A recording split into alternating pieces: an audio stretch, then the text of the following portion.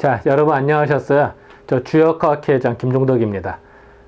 제가 이제 공부를 하다 보니까요, 많은 분들이 문의가 옵니다. 도대체 주역은 너무 어려워. 이거 어떻게 접근해야 돼? 한문이 너무 어려워. 그래서 기존에 사실은 제가 이제 공부하던, 가르치던 팀이 있었습니다. 근데 그게 한 5년, 10년 되다 보니까요, 기존 멤버들의 수준이 상당히 높아졌어요. 그래서 새로운 분들이 오면은 이게 차이가 너무 나서 매우 힘들어 있습니다. 그래서 많은 분들이 이제 고민하고 상의한 결과 이러면 안 되겠다. 기존 멤버도 중요하고, 물론 그건 계속 갈 겁니다만, 새로운 사람들이 필요하다. 그리고 한문도 모르는 사람도 접근을 해야 되지 않겠느냐. 그래서 여기 딱 나옵니다만, 한문을 전혀 모르고, 한문만 보면 머리가 지끈지끈 아프다. 도대체 까만 건 글씨고 하얀 건 백지다. 이러지만 관심 있는 분 계시잖아요. 또 이 주역이 뭐야, 이게 인생의 주역인지 주나라 역인지 뭐 인생 철학서인지 뭔지 모르겠다. 점치는 건지 뭔지, 주역이 뭔지는 모르겠다. 뭐 주역이 주자도 모르겠다. 이런 분도 계세요. 근데 동양 철학의 또 개념도 모르겠다. 동양 철학이 뭐야? 뭐 음양 오행령이 무슨 말인지 모르겠어. 이런 분 하지만 인생의 지혜가 필요하세요. 이 얘기는 왜 그러냐면, 저희가 이제 공부를 하다 보니까요, 엄청나게 현란한 말을 해도요, 우리 인생 사는 얘기예요, 다. 그래서 제가 재밌는 것 중에 하나는요, 이 젊은 사람들은요, 가르치면은 이해가, 해석을 잘해요. 문자 해독도 잘하고 해석을 잘하는데, 깊은 뜻은 좀 고개를 까우뚱해요. 근데 나이가 뭐 40, 50 이렇게 60 되잖아요. 그러면은 해석은 벅벅거려요. 아무래도 이게 문자 해독 능력은 더 떨어질 수가 있으니까. 물론 잘하는 분도 계십니다만. 그런데 설명을 해드리면 다 고개를 끄덕끄덕거리세요. 왜? 다 자기 이야기니까. 또 재밌는 거는요, 어떤 이야기를 해줘도요, 결혼 안 한 사람들은 잘 이해를 못해. 나이가 많아도. 그런데 결혼한 사람들은요, 고개를 끄덕끄덕거리고 다 알아들어요. 또 자식을 낳고 자식하고 부대끼면서 인생 쓴맛 맛다 느껴보잖아요. 그럼 또 고개를 끄덕끄덕거리세요.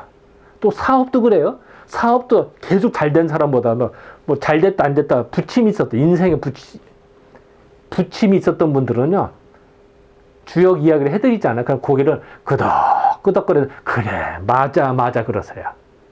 그래서 이런 분들을 위해서 좀 장을 열어놔야겠다 해서, 이런 분들을 위해서 이번에 처음으로 완전히 생기초반, 기초 특강반을 만들기로 했습니다. 그러니까 한문도 모르고 기초도 모르고 동양 철학도 모르고 뭐 쉽게 말하면 이과생이다, 문과 소질도 없다, 이런 분들을 위해서 저희들이 이번에 처음으로 개설을 하게 됐습니다. 자, 일단은 이제 뭐 주역이 주자도 모르는 분들은 아주 그냥 약간 맛보기로 잠깐 설명을 좀 해드릴게요. 이 주역에서는 이렇게 생각을 해요. 이게 짝대기 하나와 짝대기 두 개가 있습니다. 근데 길이는 요거는 반반이죠. 그죠? 그래서 이제 뭐 예를 들어서 30cm다 하면 15cm, 15cm 이런 셈이죠. 그래서 요거 쭉 이어진 거를 양이다, 가운데가 뚫린 거를 음이다, 이런 생각을 해요. 그걸 양효다, 음효다 이렇게 생각을 했습니다. 그래서 이건 이제 홀수 짝수의 개념이거든. 기수가 홀수, 우수는 짝수예요. 그래서 1, 3, 5 이런 건 홀수잖아요. 2, 4, 6 이거는 짝수고요. 근데 홀수는 움직이려고 하고요, 짝수는 대를 이루니까 안정화하려고 그래. 그래서 남자 여자 사귀더라도요, 1대1, 2대2면은 분위기가 좋은데 1대2라든지 뭐 2대1이 되면은 꼭 분란이 일어나요. 그죠? 왜? 홀수니까. 이런 경험이, 물론 이제 좋은 경우도 있죠. 근데 대부분은 조금 시끌시끌한 경우가 많죠. 1대3, 1대2일 때는. 그래서 어쨌든 양의 숫자는 움직이려고 하고요, 음의 숫자는 안정돼서 가만히 있으려는 속성이 있습니다. 이게 양이다, 음이다 이런 컨셉을 가졌어요, 예전에. 이런 것들을 응용을 해. 이걸 하나의 효라고 하거든. 이런 걸 해서 주요 괴를 만들었어요, 예전에. 거꾸로 갔네요. 그래서 흔히 이제 태극이라고 하는 데서 양과 음이 나오고요. 또 이 양에서도 양이 나오니까 이걸 태양이라고 하고요. 양에서 음이 나온 걸 소음이라고 표현했대요. 그러니까 근본은 양인데 드러난 거는 음으로 드러났죠. 이걸 드러난 걸 중심하기 때문에 이걸 소음이라고 합니다. 동양에서는 중심보다도 드러난 걸 더 중요하게 여겼어요. 또 음의 속성에서 양이 나오고 음의 속성에서 음이 또 나올 수가 있잖아요. 그래서 음에서 양이 나온 거를 소양이라고 하고요. 음에서 음이 나온 걸 태음이라고 했습니다. 예전에. 요거를 음양을 그래서 요걸 사상, 네 가지가 아니라 사상이라고 했습니다. 그래서 사상의학에 여기에 기반을 뒀다라고 말하는 분도 계세요. 또 요 태양이라고 하는 데서 또 양이 나오고 양과 음이 나올 수도 있잖아요. 또 소음이라고 하는 데서 또 양과 음이 나오고요. 또 소양이라는 데서 양과 음이 나오고 태음이라서 양과 음이 나요. 그래서 그거를 건괴다, 택괴다, 리괴, 진괴, 손괴, 감괴, 간괴, 곤괴라고 표현한 거예요, 예전에. 그래서 이 중에서 대표적인 이 건괴와 리괴, 그리고 감괴와 곤괴를 가지고 태극기의 사괴를 만들었어요. 그래서 보시면 이런 우리 많이 보는 태극기잖아요. 이 태극기에 요거는 곤괴구나, 요거는 건괴구나, 이거는 리괴구나, 감괴. 우리가 참 이게 태극괴명 외울 때 시험 볼 때 많이 고생했잖아요. 어거지로 외우고 뭐 했는데 이것이 이제 그래서 요거 리괴는 불이다, 밝음이다 이런 걸 뜻하고요. 이 감괴는 뭐 물이다, 뭐 이런 험하다 이런 걸 뜻합니다. 이제 그런 건 이제 나중에 차차다 얘기를 하고요. 어쨌든 태극기, 우리가 최소한 우리나라 국민으로서는 태극기를 안 본 사람은 없잖아요. 그리고 태극기에 요런 괴가 있어요. 그럼 최소한 요런 괴들은 이런 거구나라고 알아들으면 좀 편하잖아요. 그리고 또 사실 기초도 필요하고요. 그래서 이제 제가 잠깐 설명을 해드렸습니다. 참 외국인이 물어봐서 답변을 못하면 조금 좀 쪽팔리잖아요. 이게 뭐야 하면은 그래 이게 짝대기야 하면은 좀 그렇잖아요. 그래서 좀 폼나게 설명할 필요가 있더라. 이제 그런 의미로 말씀드려요. 그래서 이제 오늘 여기 이제 주제는 리릭괴 같은 경우는 가운데는 음이 있고요. 양쪽에는 양효가 있어요. 즉 우리가 불꽃을 봐도요. 불꽃의 겉에가 뜨거울까요? 아니면 속이 더 뜨거울까요? 불꽃은요, 겉에가 더 뜨겁고요. 속도 뜨겁습니다. 덜 뜨거워요. 태양도 마찬가지예요. 태양도 겉 표면하고 속하고 어디가 더 뜨거울까요? 태양도요, 겉 표면 쪽이 더 뜨거워요. 그래서 이게 태양을 의미한다, 불이다, 밝음이다, 뭐 이렇게 해석을 하는 거예요. 왜냐하면 가운데는 음이고 양쪽 위아래가 양효니까. 평면을 보는데 이제 입체적으로 보면 속은 음이고 공간적으로 입체적으로 밖은 양이다 이렇게 표현해도 돼. 이제 종이다 보니까 평면을 2차원을 표현하다 이렇게 한 거고 3차원으로 보면은 그러니까 어떤 뭐 축구공, 농구 같이 해석할 수가 있잖아요. 그러면 속은 차갑고 바깥은 뜨겁다 이렇게 해석해도 되겠죠. 그건 이제 물상에 따라서 해석하는 방법이 다양합니다. 어쨌든 간에 이걸 리괴다. 태극기에 나오니까. 태극기에 나오는 리괴를 모르면 조금 외국인한테 조금 그렇잖아요. 설명을 벅벅거리면 그렇잖아요. 이제 그런 의미로 설명해 드렸습니다. 또 괜히 어려운 거 한다 생각하지 마시고 이거는 생기초다. 생기초는 아닙니다. 어쨌든 태극기에 나오니까. 또 이 중에서 또 곤괴 같은 경우는 음효가 3개야. 음이 3개인가? 땅이구나. 어머니다. 가만히 있다. 움직이지 않는다. 땅이 가만히 있어. 땅이 움직여봐요. 지진이 일어나면 그거 살 수 있겠어요? 다 죽죠. 그래서 하늘은 움직이는데, 하늘은 계속 구름이 움직이고 바람이 불잖아요. 근데 땅은 어때요? 땅은 한 번 이렇게 있으면 그냥 있지. 아니, 오늘 여기다 북한산이 내일 저쪽으로 옮긴다든지, 한강이 여기 흐르다가 갑자기 뭐 저기 부산 쪽으로 흐르는 이러면 안 되잖아요. 그럼 사람이 살기가 어려워요. 아, 내 집인 줄 알고 집에 딱 갔더니 집이 사라졌어. 땅이 움직여서. 그럼 조금 곤란하지 않겠습니까? 땅은 움직이는 게 아니에요. 그래서, 곤괴는 뭔가 움직이지 않고 땅이다. 뭐, 어머니의 포용까지 다 받아들. 땅에는 뭐 다 받아주잖아요. 그죠? 포용이다. 뭐 다양한 방법을 해석을 합니다. 어쨌든 여기서는 이제 이렇게. 그래서, 요런 것들의 괴로 이어진 게 소위 말 지와 명의괴라고 그래요. 자, 여기서는 밑에는 어때요? 요 세 개. 세 개만 보면 이게 리괴예요. 밝음이다, 태양이다, 뭐 이렇게 해석하는 거고요. 위에 세 개는 어때? 곤괴. 즉, 땅을 의미해요. 자, 그러면은 이건 밑에 괴는 아래니까 합괴라고 그러고 상괴, 아래 위라고 하는데 아래에 있는 괴, 밝음이 땅 밑에 있는 거죠.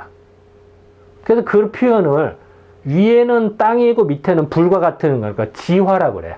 위부터 읽을 때는 지화. 그러니까 곤괴와 리괴, 즉 지화. 이 명의는 뭐냐? 밝을 명자다 그 오란 K자인데요. 이 오란 K자가 사실은 상하다, 다치다 이런 뜻이 됩니다.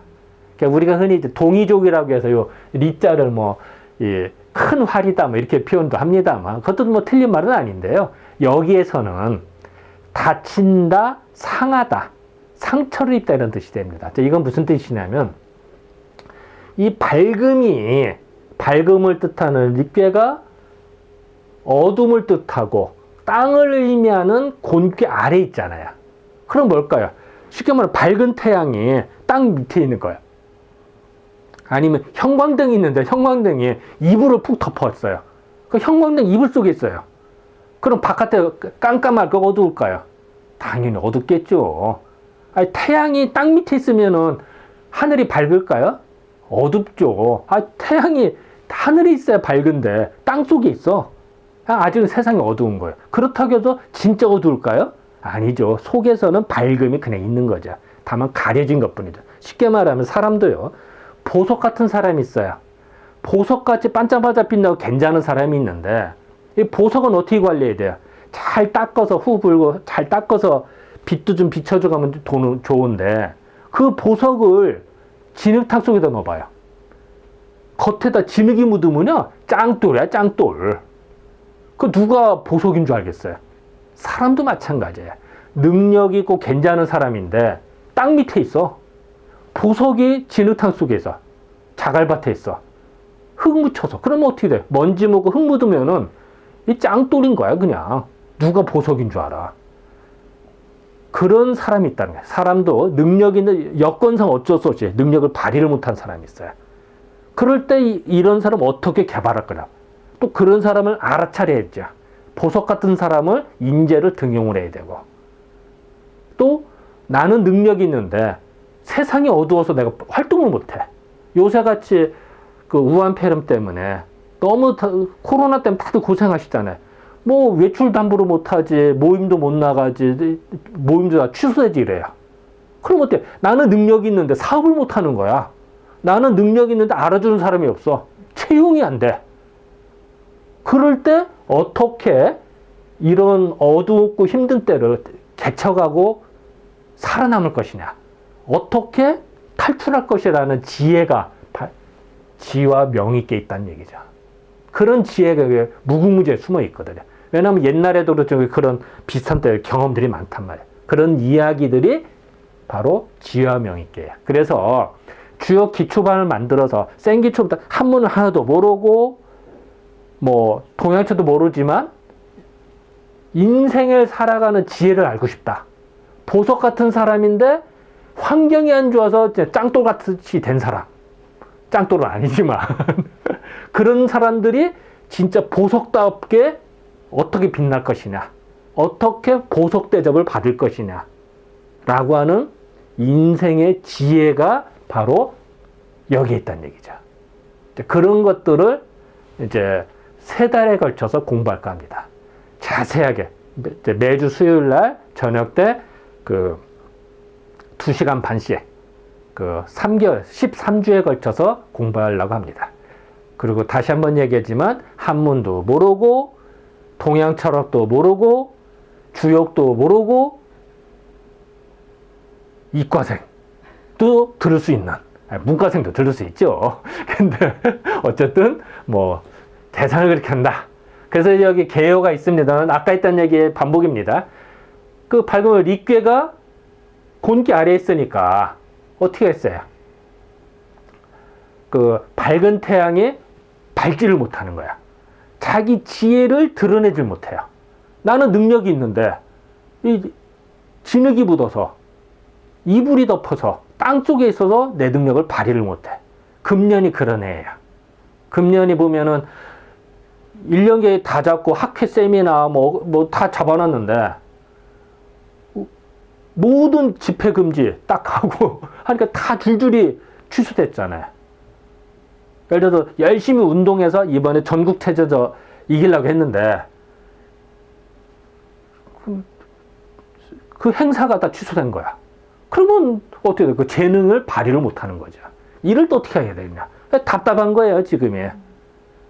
사업도 그래요. 사업도 플랜 다 짜고 투자해놨는데 지금 유통이 어렵고 세계 무역이 어려우니까 이게 팔리지가 않는 거야. 바이오 초청도 어렵고 가지도 못하고 답답해진 거예요. 이럴 때 어떻게 이걸 대처를 할 것이냐. 그래서 이렇게 답답할 때 인생 안 풀린단 말이에요. 아, 이렇게 할까 저럴까 고민된다. 이런 사람이 들으면 지혜가 있다는 얘기지, 이 안에. 그리고 아까 같은 이제 형광등같이 전등같이 밝게 빛나고는 싶은데 이런 전등을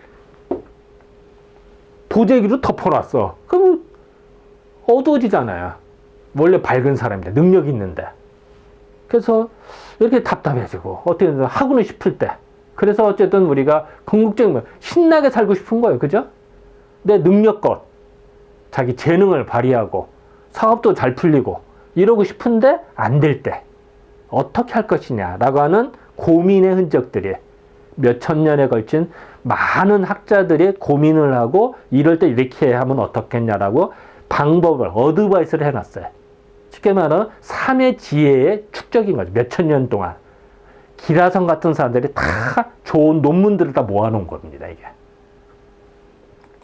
그래서 다시 한번 얘기하지만 이걸 듣는 분들은 누구냐? 엄청 실력 있는 분들이 아니에요. 저도 이번에 눈높이를 좀 많이 낮춰서 진짜 이런 분들이 진짜 필요하겠구나 라고 해서 이번에 처음으로 개설하게 됐습니다. 여기서는 한문도 모르고 주역도 모르고 전혀 모르겠다. 그래서 진짜 이제 뭔가 지혜를 좀 느끼고 싶다. 그리고 뭔가 제대로 된 탈출구를 해서 뭔가 좀 펼치고 싶다. 이런 분들을 뭔가 힌트를, 그래서 어떤 힐링을 하러 와도 좋아요. 그러니까 매주 수요일날 오셔서 그냥 이런 좋은 얘기 들어봐요. 그럼 귀가 맑고 머리가 맑아져요. 학자를 하다 이런 거 아니에요. 그냥 좋은 얘기를 들어요. 고준담론, 좋은 이야기를 듣기만 해도요, 몸과 마음이 편해집니다. 어쨌든 그런 것들의 자리를 좀 마련을 했다. 그래서 이제 시간은 아까 수요일날, 매주 수요일날로 정했습니다. 이게 사실 갑론을박도 있었습니다만 토요일날 오전에 또 제가 또 주역도 강의를 계속 하기 때문에 이제 그걸 떠나서 이번에 이제 토요일 아침 8시에 사실은. 근데 여기는 이제 수요일 날에는 그럼 똑같이 아침보다는 이제는 저녁 때 하자. 직장 다니는 분들도 올 수도 있고 또 어쨌든 그래서 저녁 때 6시 3분 2시간 반 동안 강의를 할 것입니다.